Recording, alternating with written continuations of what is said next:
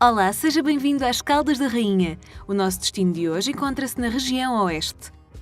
Esta é uma zona verde, de paisagens belas e contrastantes.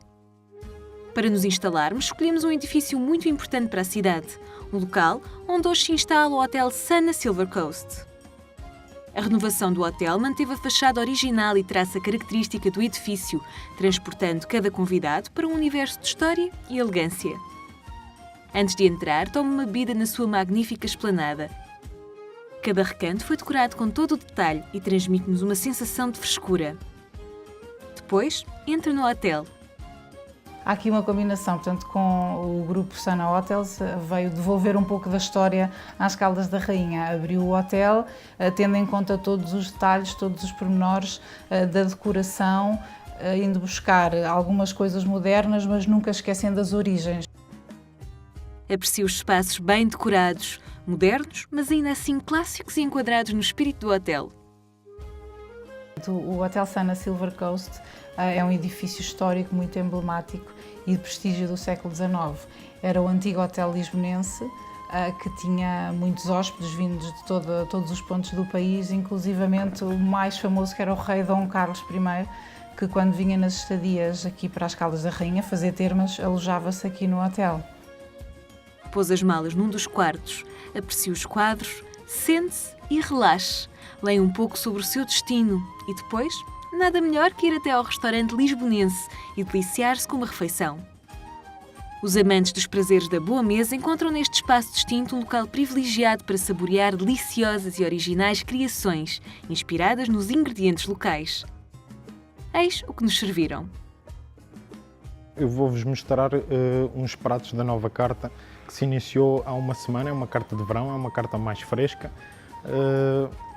Vamos começar então por uma sardinha com pimentos, enfim, noutra apresentação que vocês depois poderão ver. Depois irei fazer uma salada de polvo típica, mas numa versão nossa. Depois vou fazer uma cavala e por fim uma sobremesa que são os cartuchos de morangos, que estamos na época dos morangos, e por aí. Aprecie cada prato, delicie-se com cada sabor.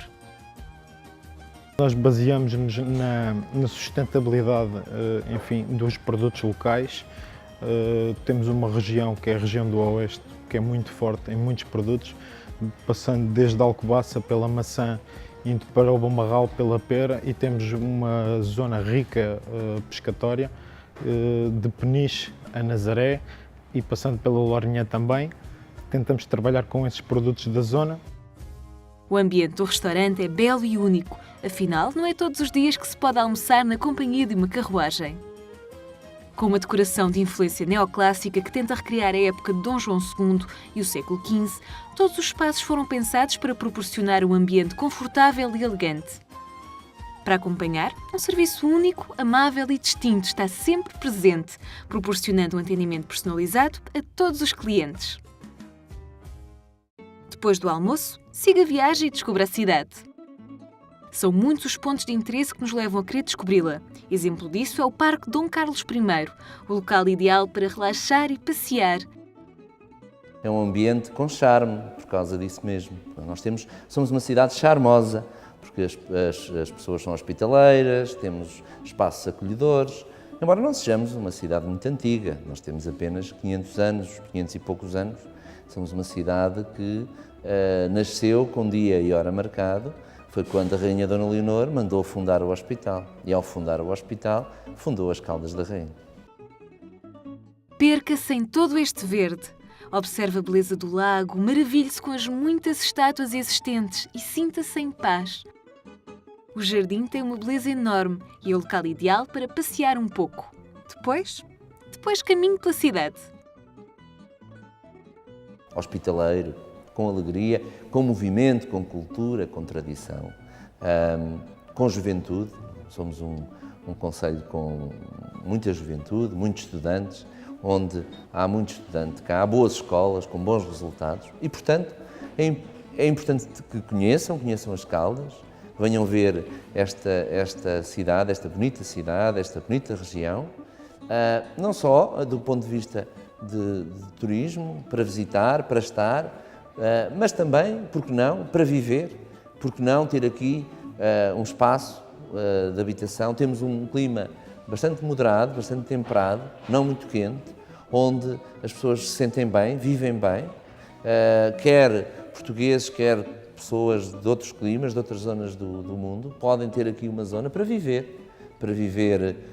Muitas vezes hoje já se pode trabalhar à distância, portanto já se pode ter uma casa num país e trabalhar para o outro, ou, inclusivamente, quem já atingiu uma reforma, ter uma oportunidade de aqui estar grande parte do seu tempo, grande parte dos seus dias. Temos boas condições de estar, um sol magnífico, um ambiente extraordinário, um clima moderado e cultura, termalismo, um parque muito bonito para se estar e para se passear. Venham às Caldas da Rainha, visitem-nos, estejam connosco, vivam connosco.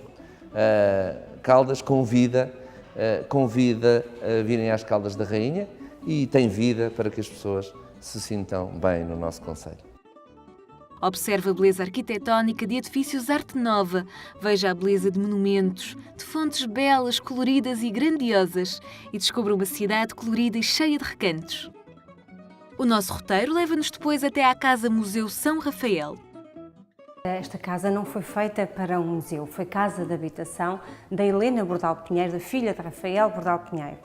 E na sequência da fábrica de Rafael, o Manuel Gustavo, filho de Rafael, funda neste terreno onde nós estamos a fábrica dele, a partir de 1908, e esta casa realmente foi sempre um ícone deste recinto, digamos assim, conhecida por propriedade de São Rafael. A abundância de argila na região permitiu que se desenvolvessem numerosas fábricas de cerâmica, que converteram a então vila num dos principais centros produtores do país, com destaque para as criações de Rafael Bordal Pinheiro, iniciadas na Fábrica das Faianças das Caldas da Rainha, entre 1884 e 1907. Entrar neste museu é sermos levados até ao universo colorido e incrível de um dos maiores artistas do nosso país, Rafael Bordal Pinheiro. O acervo é composto sobretudo por cerâmica produzida ao longo do tempo na Fábrica Bordal Pinheiro, existindo alguns originais e cópias de peças concebidas pelo artista no final do século XIX, que se encontram hoje distribuídas pelas 10 salas e corredores de uma antiga moradia, contígua à Fábrica de Faianças Artísticas Bordal Pinheiro. Bordal Pinheiro vê-se a expressão na cerâmica, é uma cerâmica muito estudada. Todos os materiais estão estudados, os pigmentos eram estudados. A equipe de artistas, de operários artistas que ele tinha foi fundamental, eram pessoas de uma qualidade técnica excelente, quando não sabia aprendia e realmente o ajudaram a edificar toda esta obra. Vê-se bem que a Bordal, porque as peças têm uma história por trás. Ou são influência arte nova, depois dele ter ido nas viagens ao norte da Europa, ou vê-se claramente uma influência oriental. Estávamos no século XIX, havia um revivalismo, não era? E há realmente depois uma série de influências, dessas influências do tempo dele que são transportadas para as peças. Na prática, funciona como mostruário de peças artísticas que a fábrica nem sempre tem à venda, quando são mais difíceis de produzir, por consequência, mais caras. Tendo aceito o convite para chefiar o setor artístico da Fábrica de Faianças das Caldas da Rainha, Rafael criou aí o segundo momento de renovação da cerâmica caldense. Assim, este artista dedicou-se à produção de peças de cerâmica, que nas suas mãos rapidamente adquiriram um cunho original. Jarras, vasos, bilhas, jarrões, pratos e outras peças demonstram um labor tão frenético e criativo quanto barroco e decorativista, características, aliás, também presentes nos seus trabalhos gráficos. Mas Bordal não se restringiu apenas ao fabrico de louça ornamental.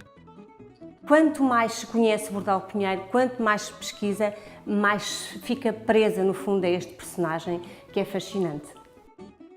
O gênio de Rafael está bem presente em cada peça, das mais grandiosas e de maiores dimensões até às mais humorísticas.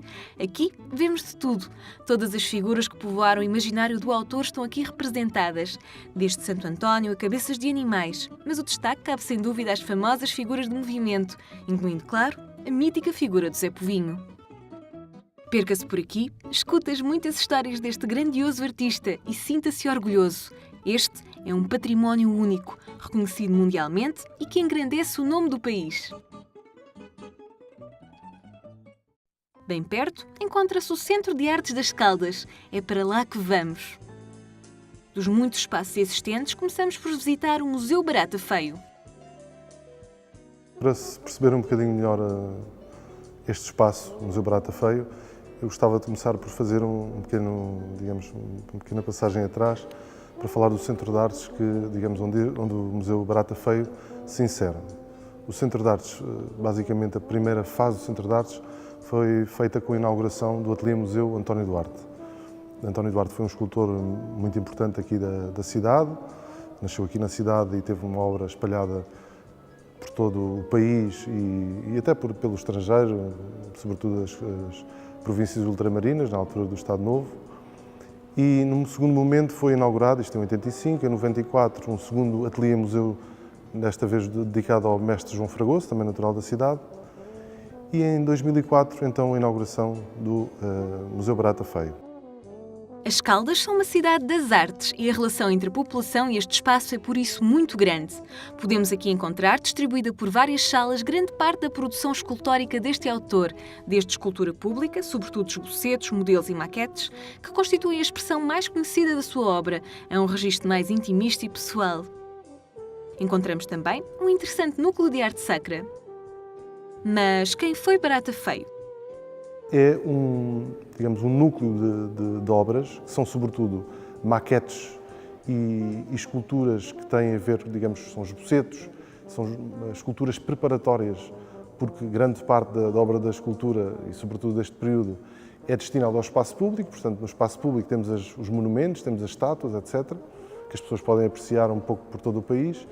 E aqui temos as obras que lhes deram origem, o processo que levou até à concepção dessa escultura. Salvador Carvão da Silva Dessa Barata Feio nasceu a 5 de dezembro de 1899 em Moçambiques e morreu a 31 de janeiro de 1990. Foi diretor do Museu Nacional Soares dos Reis e conservador adjunto dos Museus e Palácios Nacionais. Publicou 2 livros sobre a escultura de Alcobaça e José Tagarro e vários estudos sobre os artistas portugueses em O Comércio do Porto. Escultor, ensaísta e pedagogo, Barata Feio trabalhou nestas 3 atividades, mas foi como estatuário que mais se notabilizou. Autor de inúmeras obras espalhadas pelo mundo, retratou figuras de grande relevo da história, da literatura e também das artes. Na escultura moderna religiosa, deu novos e ousados impulsos, numa visão quase sempre alegórica da espiritualidade, convertendo a escultura num instrumento místico de reflexão. A escultura em Portugal foi especialmente valorizada a partir de 1940 com a exposição do Mundo Português, onde Barata Feio foi representado nos 5 pavilhões, sendo o mais fecundo de todos os escultores. O desenvolvimento de um programa de estatuária pública cobrindo todo o país e as suas colónias com a materialização nas estátuas dos seus heróis, navegadores e escritores enquadrava-se num nacionalismo historizado, sustentado pela política de espírito. Solicitado para a interpretação de figuras e acontecimentos históricos, Barata Feio soube interpretar esta ideologia, adotando para as suas personagens uma linguagem plástica individualizada, dominada pelo grafismo. Este espaço pretende constituir-se num dos mais relevantes núcleos da escultura portuguesa do século XX, dando ao mesmo tempo continuidade à ideia precursora de aliar a componente museológica a um apoio à produção artística patente nos cursos de pintura e escultura e nos simpósios de escultura em pedra. A cidade tem, de facto, essa componente desde há muitos anos, com figuras muito importantes como Bordal Pinheiro, José Malhoa e tantos outros, que lhes davam esse lastro, ao fim e ao cabo, de presença cultural, da cidade de artista, das artes. E, nesse sentido, foi esse, o momento seminal do acontecimento da escola. Hoje em dia, com a escola, que é um universo realmente importante para nós, porque concentra mais de 1000 alunos, ele andará por cerca de 1500 alunos, que são artistas em potencial, não é? Portanto, eles integram-se muito naturalmente na nossa lógica de funcionamento. Neste sentido, a criação do Museu Barata Feio vem consolidar uma política de valorização do património artístico português. A nossa viagem prossegue e ainda dentro do Centro de Artes vamos visitar o Espaço Concas. Maria da Conceição Nunes, também conhecida como Concas, nasceu em Coimbra em 1946 e viveu vários anos em África. Voltou com os pais a Lisboa, cursou Belas Artes e veio morar para as Caldas em 1976. A pintora, casada com o escultor António Mendes, lecionou em vários graus de ensino e estava na Escola de Belas Artes quando faleceu, vítima de doença súbita em 1991. Nessa altura, a família doou as suas obras ao município para que este, em contrapartida, as albergasse num núcleo permanente, o mesmo que nos encontramos a visitar neste momento. É um espaço que é substancialmente diferente dos outros. Digamos que é a pincelada de cor aqui na escultura, que é sobretudo forma. Não é? E nesse sentido, a Câmara Municipal abriu em 2009 um espaço que se chama Espaço Concas, que se relaciona com uma personalidade também ligada às figuras que aqui orbitaram em torno do escultor António Duarte e que desenvolveram um trabalho autónomo, evidentemente. E a pintora Concas foi, de facto, uma das pessoas que esteve na gênese do funcionamento dos museus, dos primeiros museus, ateliês museus nessa altura, e na constituição do primeiro corpo docente da Escola de Arte e Design das Caldas da Rainha. Portanto, foi uma figura muito importante nessa dinamização dos simpósios de escultura em pedra, que é um simpósio internacional dos mais, antigos a operar consecutivamente no panorama europeu e até mundial, e dos mais destacados em termos de produção já com quase 30 anos de funcionamento, e também um espaço que fosse a um tempo um sítio onde se pudesse reconhecer a obra dessa pintora, portanto, da Concas, mas ao mesmo tempo possibilitar também que outros artistas aqui realizem exposições, porque ela, para além de artista, foi de facto e professora, foi também uma dinamizadora cultural, uma pessoa cheia de atividades, cheia sempre de ideias, sempre a fazer acontecer eventos aqui na cidade. E, portanto, é um espaço que procura prestar esse tributo que, ao fim e ao cabo, não diria um apêndice, porque tem autonomia própria, mas é fora deste universo, sobretudo da escultura e, sobretudo, de um período muito concreto. Portanto, é uma coisa já mais contemporânea, mas ainda assim um polo de interesse que me parece que as pessoas, de facto, se veem surpreendidas por romper um bocadinho esta lógica associada só à forma e à escultura. Não é? Aqui estão representadas as várias fases da sua obra, desde os primeiros desenhos ainda em Moçambique, na década de 60, passando por trabalhos do período em que frequentou a Escola de Belas Artes de Lisboa, até à obra que terminou na véspera da sua morte. Maravilhe-se com a beleza destes quadros, perca algum tempo aqui e descubra a obra desta mulher que marcou sem dúvida a sua época e o panorama artístico português. Agora que descobrimos a cultura, vamos descobrir a beleza natural desta zona. Aqui a paisagem divide-se entre o verde dos campos e o azul do mar, bem representado pela praia da Foz do Arelho. É para lá que vamos. Já Ramã Ortigão dizia que nós estávamos no centro da zona mais pitoresca e mais tradicional do país, mas também temos a nossa localização junto à costa, a meio do país, com vias de comunicação de fácil acesso, onde a 2, 3 horas de qualquer ponto do país se chega às Caldas da Rainha. Junto ao aeroporto, junto a Lisboa, no centro de unidades de turismo de grande relevo, como é o caso de Óbidos, como é o caso da Nazaré, como é o caso de Fátima, de Alcobaça. Enfim, estamos envolvidos numa zona, aqui nesta zona do Oeste, com grande capacidade de atração de turistas, quer nacionais, quer estrangeiros, e com condições para a prática, nós nas Caldas, promovemos muito também o turismo desportivo, porque temos, felizmente, condições para a prática de todo tipo de desportos. E já que falamos na Lagoa, é para lá que vamos.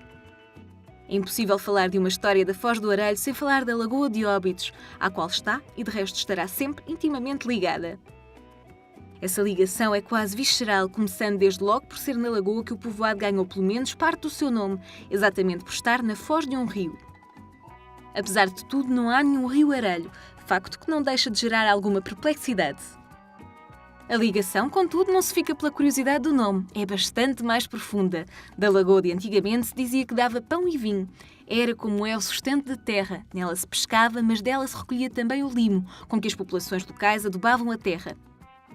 Com diversas funções económicas ao longo dos tempos, destaca-se hoje pela importância que continua a desempenhar na economia local, especialmente no turismo.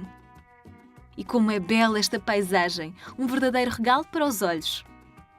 É aqui que encontramos a Escola de Vela da Lagoa. Na margem norte da Lagoa de Óbidos, junto à Foz do Arelho, a Escola de Vela da Lagoa tem um aspecto rústico e acolhedor.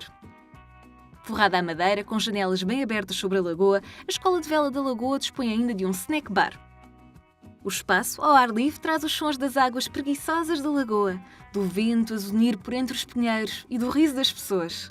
Arrisque-se e faça-se à aventura.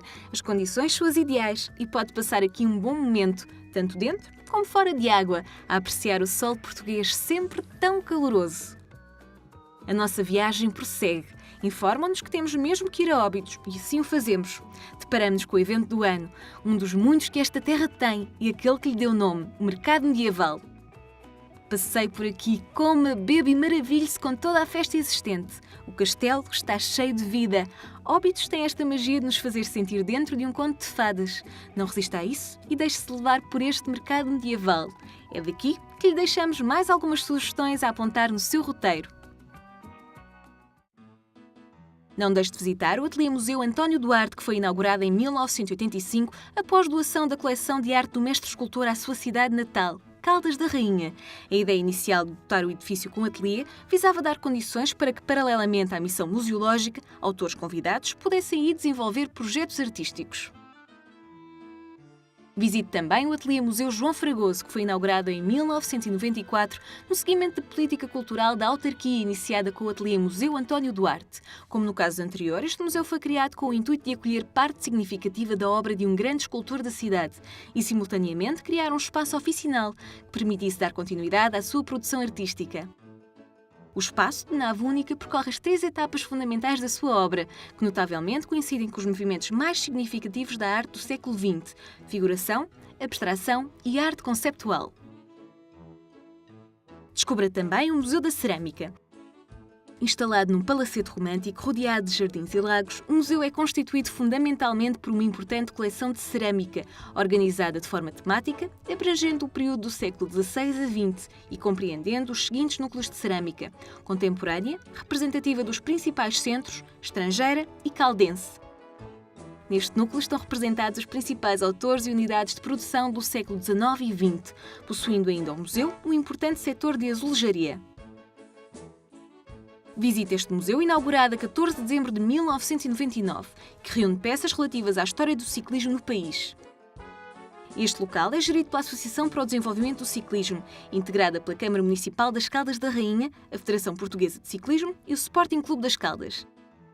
Esta associação tem também como função a dinamização do ciclismo e a divulgação da história desta modalidade através da realização de ações de promoção da mesma. Recomendamos-lhe também uma visita ao Museu José Malhoa. Este museu localiza-se no coração do Parque Dom Carlos I, o pulmão verde da cidade. Possui um ótimo acervo de pinturas, escultura medalhista e cerâmica do último quarto do século XIX e também do início do século XX. O setor de pintura tem um importante conjunto de obras de José Malhoa, a par de diversos outros autores. Já o núcleo de cerâmica centra-se na obra de Rafael Bordal Pinheiro. Por fim, nunca é demais relembrar, existe muito para descobrir da Lagoa de Óbidos, muito mais do que aquilo que lhe mostramos no programa. Esta lagoa é uma área de grande importância e capacidade de produção de riqueza económica, social e, por fim, talvez a mais importante de todas, de riqueza ambiental. Sendo uma massa de água salgada, a Lagoa de Óbidos caracteriza-se por uma uniformidade de qualidade das águas e comunica com o mar por um canal chamado a Zona da Berta. A Lagoa de Óbidos é um dos mais belos programas turísticos da região, em especial nos meses mais quentes, em que as duas margens se enchem de gente. Esta é considerada a maior e mais bela lagoa de água salgada da Península Ibérica e espera por si. Portanto, não deixe de visitá-la. O nosso programa termina com destaque à beleza deste território, ao encanto das suas tradições e dos seus edifícios. Dizemos-lhe adeus das Caldas da Rainha, partimos com os olhos postos neste mar que é metade oceano, metade lagoa. Partimos para outras paragens, sempre com um objetivo em mente, mostrar-lhe o melhor de todos os destinos. Destino Portugal.